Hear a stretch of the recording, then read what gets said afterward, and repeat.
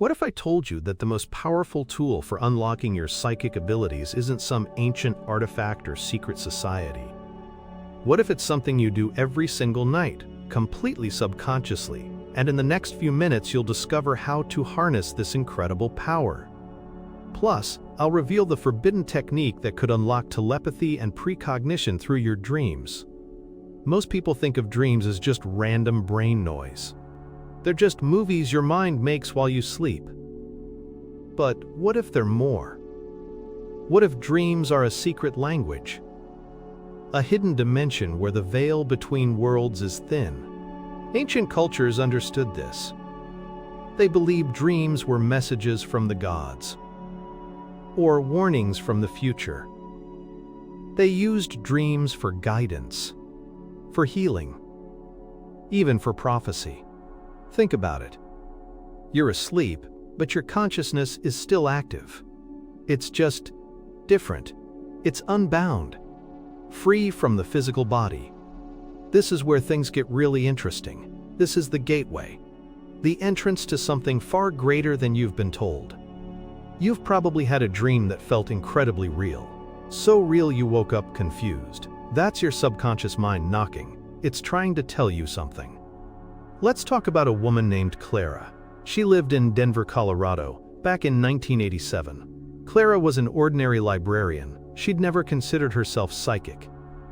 Then, one night, she had a dream. She saw her sister, who lived in Phoenix, Arizona, walking down a strange street. The street had a big blue awning on a shop. She saw her sister trip. She saw her sister fall. Clara woke up feeling uneasy. She called her sister. Her sister said, "That's weird. I was just walking downtown. I saw a shop with a blue awning. I almost tripped." This was just the beginning for Clara. Stop. Think about this. Your dreams are not just random. They're a tapestry, woven with threads of your reality and potential realities. Most people have no idea they can control this. They let their dreams just happen. They're passive observers. But you don't have to be. You can become the director, the architect of your dream world, and that's where the real power lies. This is the setup, the foundation. We're just scratching the surface. But that's not even the strangest part. Now let's dive deeper. Some scientists, the ones who aren't afraid to look beyond the mainstream, they've been studying altered states of consciousness. They've looked at meditation, hypnosis, and lucid dreaming. Lucid dreaming is when you know you're dreaming, while you're dreaming.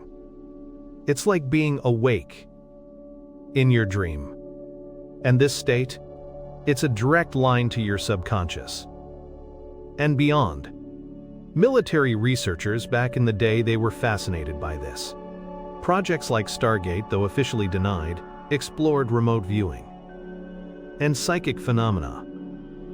They knew that altered states were key. They wanted to weaponize it, or at least understand it. They were looking for ways to access information that wasn't available through normal means. Think about it. Accessing knowledge without being physically there. That's telepathy. That's precognition. And it all starts in the mind. Remember this detail, it'll be important later. The brainwaves during lucid dreaming. They're similar to waking states, but with a unique gamma wave activity. This gamma wave activity is linked to higher cognitive functions, insight, and even psychic intuition. It's like your brain is operating on a higher frequency. Let me tell you about Michael. He was a student at Princeton University in the early 1990s. Michael was struggling with his dissertation. He was stuck. One night he had a vivid lucid dream. In the dream, he was in a library. Not any library he recognized. He saw a specific book on a shelf. It had a red cover. The title was in gold lettering. He couldn't quite read it. But he saw the table of contents. He saw a diagram. The diagram was the exact key he needed for his research. He woke up, rushed to the university library. He searched for hours. He found it. A book he'd never seen before, with a red cover, gold lettering, and that exact diagram. He finished his dissertation. He graduated with honors. His professors were amazed. They asked him how he found the solution. He just smiled. This changes everything you thought you knew about your mind, your potential. They don't want you to know this because it's empowering. It means you don't need external validation or permission. Your own mind is the ultimate tool, the ultimate library, the ultimate oracle. Most people are asleep, not just at night, but in their waking lives too. They're not accessing their full potential. Picture this. You're floating in a calm, dark ocean. The water is warm and soothing. You can feel gentle currents moving you. Above you, the stars are incredibly bright. More stars than you've ever seen.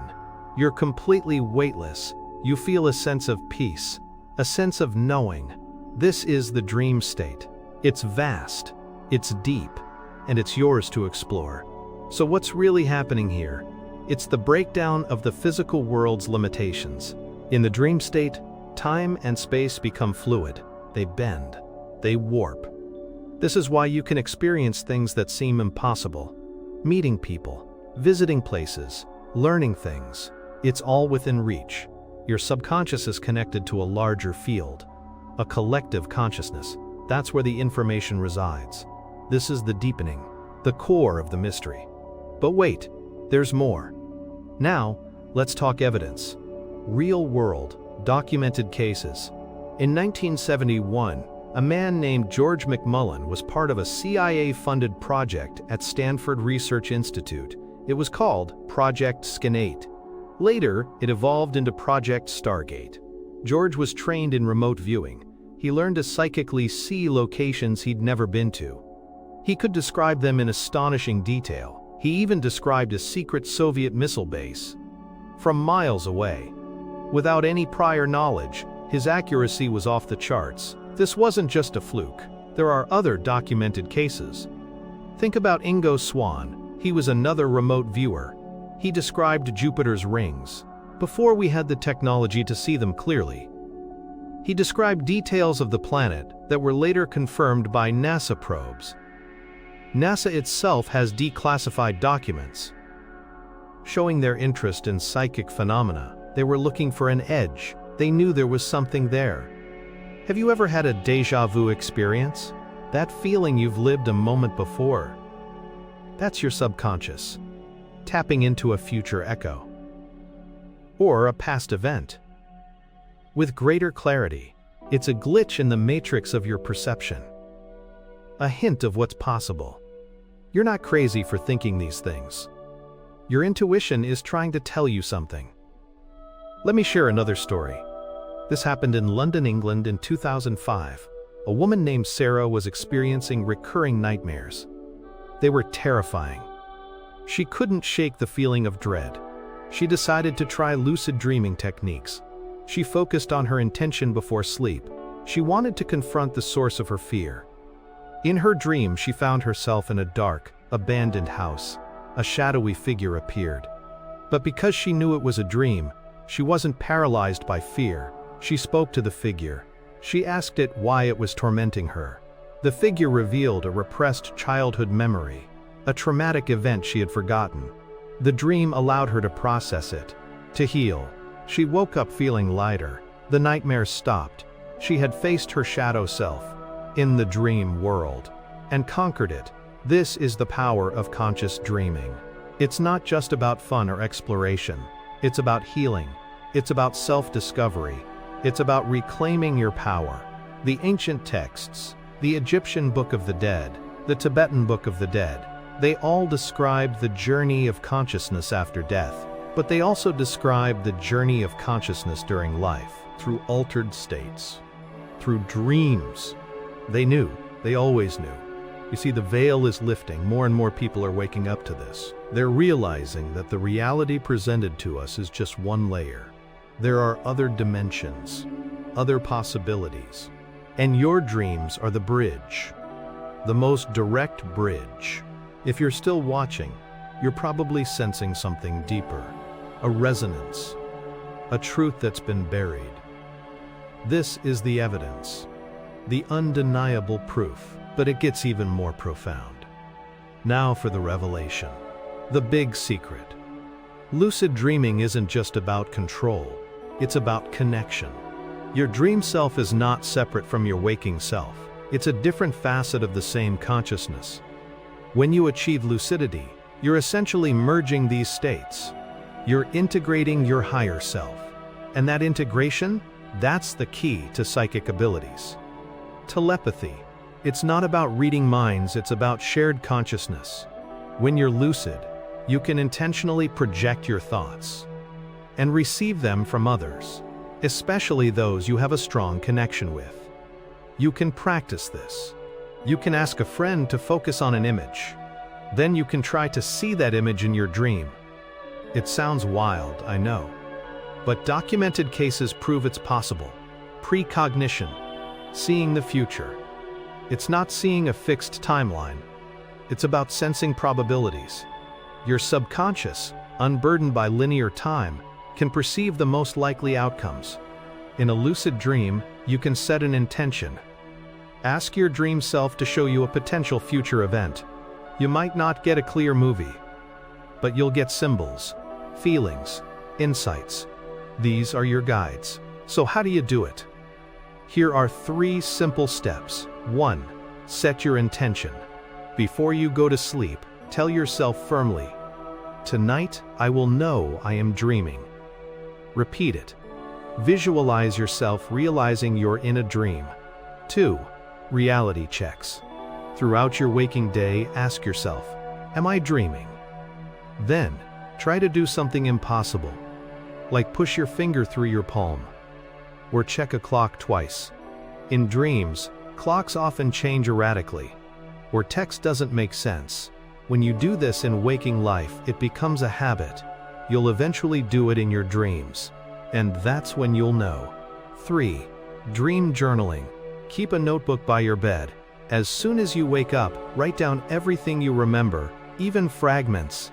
This trains your brain to pay attention to your dreams. It builds your dream recall, and it helps you spot patterns. This changes everything. You are not limited.